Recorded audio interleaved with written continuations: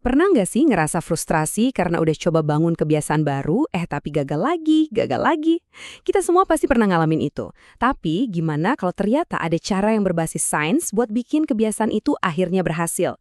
Nah, dalam pembahasan kali ini kita akan bongkar rahasia di balik cara kerja otak kita dan ngasih beberapa alat praktis yang didukung sains supaya kebiasaan itu nggak cuma nempel, tapi jadi bagian dari diri kita. Oke, kita mulai dari pertanyaan yang paling umum, ya kan? Sebenarnya butuh berapa lama sih sampai sesuatu itu jadi otomatis? Anda pasti udah sering dengar berbagai macam angka disebut-sebut. Angka yang paling sering kita dengar tentu aja 21 hari. Angka ini udah ada dari dulu banget, dikutip di mana-mana seolah-olah ini patokan ajaibnya. Tapi, gimana kalau saya bilang, angka itu sebenarnya lebih banyak mitosnya daripada faktanya? Nah, ini dia kenyataannya. Mitos 21 hari itu nggak sepenuhnya benar loh. Sebuah studi penting di tahun 2010 oleh peneliti bernama Lali menemukan kalau waktunya itu ya bervariasi banget. Ada orang yang bisa ngebentuk kebiasaan dalam 18 hari, tapi ada juga yang butuh sampai 254 hari. Jadi, intinya apa? Lupakan soal angka ajaib. Nggak ada satu ukuran untuk semua. Ini bukan soal cepet-cepetan, tapi soal konsisten dan nemuin cara yang cocok buat Anda. Oke, jadi kita udah sepakat ya, aturan 21 hari itu cuma mitos. Sekarang, yuk kita tinggalin mitos itu dan masuk ke bagian yang paling seru. Gimana caranya kita bisa meretas sistem operasi di otak kita buat ngebangun kebiasaan yang kita mau. Biar paham soal kebiasaan, kita perlu kenalan dulu sama dua jenis memori. Ada yang namanya memori episodik, ini tuh kayak album foto di kepala kita, isinya ingatan soal kejadian tertentu. Misalnya, kemarin sarapan apa ya? Tapi, kebiasaan itu nggak tinggal di situ. Kebiasaan adanya di dunia memori prosedural. Ini tuh lebih kayak resep masakan buat otak kita, isinya urutan langkah-langkah yang dilakuin secara otomatis. Terus, gimana caranya kita manfaatin kekuatan si memori prosedural ini? Alat pertama yang bakal kita bahas ini super simple, tapi efeknya luar biasa. Sebut saja visualisasi prosedural. Misalkan Anda mau membiasakan diri bikin espresso tiap pagi. Nah, daripada cuma mikir, aku mau bikin kopi. Coba deh lakuin latihan mental ini. Bayangin urutan langkah-langkahnya secara spesifik. Jalan ke dapur, nyalain mesin, giling biji kopinya, terus tarik espressonya. Anda benar-benar kayak muterin film pendek di kepala Anda tentang seluruh proses itu dari awal sampai akhir. Dan ini bagian paling kerennya. Menurut banyak penelitian, cuma dengan ngelakuin latihan mental simple ini satu kali aja, iya beneran, cuma sekali, itu udah cukup buat ningkatin kemungkinan Anda beneran ngelakuin kebiasaan itu. Bukan cuma besok, tapi di hari-hari dan minggu-minggu berikutnya. Simpel banget kan? Tapi dampaknya dahsyat. Kalau visualisasi tadi itu langkah awalnya, nah, alat kedua ini adalah cara kita buat ngunci kebiasaan itu biar jadi otomatis. Ini konsep yang kuat banget.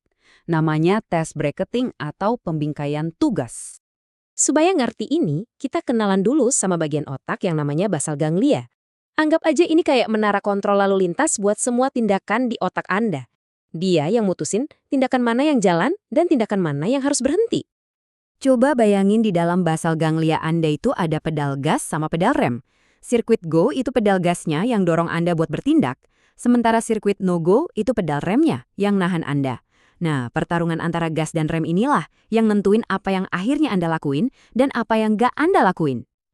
Jadi, task bracketing itu apa sih? Gampangnya, ini tuh trik cerdas dari otak kita. Jadi, otak nggak cuma fokus ke kebiasaannya aja, tapi dia nandain banget momen tepat sebelum Anda mulai dan momen tepat setelah Anda selesai. Kayak ngasih tanda kurung gitu loh di seluruh tindakannya. Nah, lihat deh, otak kita itu nggak cuma ngelihat kebiasaannya doang. Dia itu menciptakan satu episode utuh. Ada awal yang jelas, ada tengahnya, dan ada akhirnya yang jelas juga. Dengan secara sadar menandai momen sebelum dan sesudah, Anda ngebantu otak buat ngenalin seluruh rangkaian ini sebagai satu kesatuan yang utuh. Kutipan ini ngejelasin kenapa cara ini ampuh banget. Dengan membingkai tugasnya, Anda tuh pada dasarnya kayak ngasih lampu sorot ke seluruh proses itu buat otak.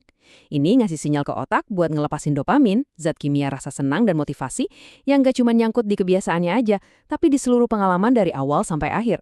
Anda ngelatih otak buat ngerasa puas sama seluruh prosesnya. Oke, tadi kita udah ngomongin cara ngebangun kebiasaan baik. Sekarang, gimana kalau kita balik? Gimana caranya kita pakai prinsip yang sama buat ngatasin tantangan yang ya kita semua hadapi?